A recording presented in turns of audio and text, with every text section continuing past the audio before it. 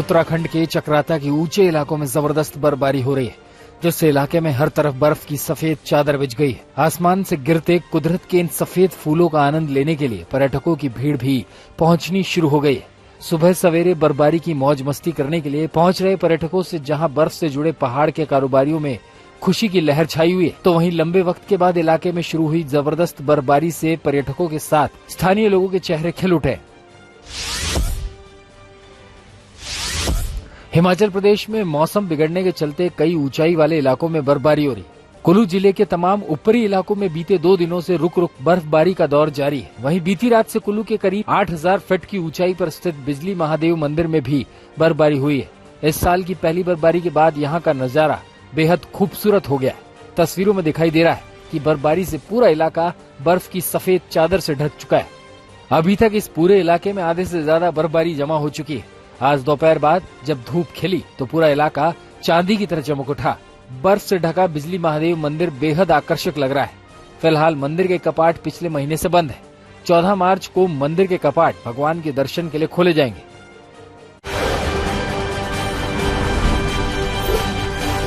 दिल्ली के उप मुख्यमंत्री मनीष सिसोदिया ने उनके दफ्तर पर सीबीआई रेड का आरोप लगाया। शनिवार शाम सिसोदिया ने ट्वीट किया कि आज फिर सीबीआई मेरे दफ्तर पहुंची है, उनका स्वागत है। इन्होंने मेरे घर पर रेड कराई, दफ्तर में छापा मारा, लॉकर तलाशे, मेरे गांव तक में छानबीन करा ली।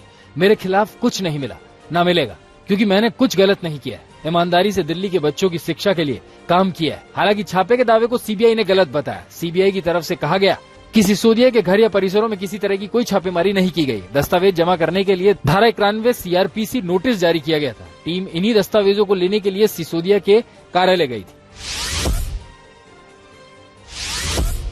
रामचरितमानस को लेकर बिहार में सियासी संग्राम जारी है। शिक्षा मंत्री प्रोफेसर चंद्रशेखर के दिए विवादित बयान के बाद महागठबंधन में 2 फाड़ नजर आ रहे हैं। जहां एक ओर आरजेडी के नेता इसका समर्थन कर रहे हैं, तो दूसरी ओर जेडीयू ने इस बयान के खिलाफ मोर्चा खोल दिया। शनिवार को जेडीयू एमएलसी नीरज कुमार और पार्टी कार्यकर्ताओं ने पटना में हनुमान मंदिर के बाहर रामचरितमानस का पाठ किया। उधर आरजेडी के मंत्री चंद्रशेखर के बयान पर जेडीयू अध्यक्ष लल्लन सिंह ने किनारा कर लिया। उन्होंने कहा कि आरजेडी खुद इस बयान पर संज्ञान ले। जहां तक कि जेडीयू की बात है, हम सभी धर्म और धार्मिक ग्रंथों का सम्मान करते हैं। बिहार के शिक्षा मंत्री रामचरितमानस पर दिए गए बयान के बाद छिड़े विवाद पर जेडीयू नेता उपेंद्र कुशवाहा ने कहा कि इस बयान से सीधे बीजेपी को फायदा होगा। जिन विषय पर उन्होंने बोला वो बीजेपी के एजेंडे में आते हैं। बीजेपी के एजेंडे पर बोलने का मतलब उनकी पिच पर खेलना है। अगर हम वहां खेलेंगे तो किसका फायदा होगा। आरजेडी ने कहा कि वो चंद्रशेखर के बयान के साथ खड़े। इसका क्या मतलब है? मामले का संज्ञान लिया जाए, इसकी जरूरत है। देखिए, आरजेडी के मिनिस्टर का जो बयान आया है, सीधे तौर पे भारतीय जनता पार्टी को लाभ पहुंचाने वाला बयान है। उन्होंने क्या कहा नहीं कहा एक विषय है, लेकिन जो कुछ भी कहा, जिस विषय पर वो बात कर रहे हैं, ऐसे विषयों पर जब भी चर्चा होगी तो यह सब एजेंडा तो बीजेपी का एजेंडा है। बीजेपी के एजेंडा पर बात करने का मतलब है कि उसके फील्ड में जाकर खेलना, उसकी पिच पर खेलना। दिल्ली में झुग्गियों को हटाने के नोटिस पर संग्राम शुरू हो गया है। डीडीए के नोटिस के खिलाफ आप कार्यकर्ताओं ने बीजेपी दफ्तर के बाहर प्रदर्शन किया। आम आदमी पार्टी के नेताओं ने कहा कि ये सब बीजेपी के इशारे पर हो रहा है। आप नेताओं का आरोप है कि चुनाव से पहले बीजेपी ने जहां झुग्गी वहीं मकान देने का वादा किया था, अब वही बीजेपी चुनाव के बाद झुग्गी तुड़वा रही है।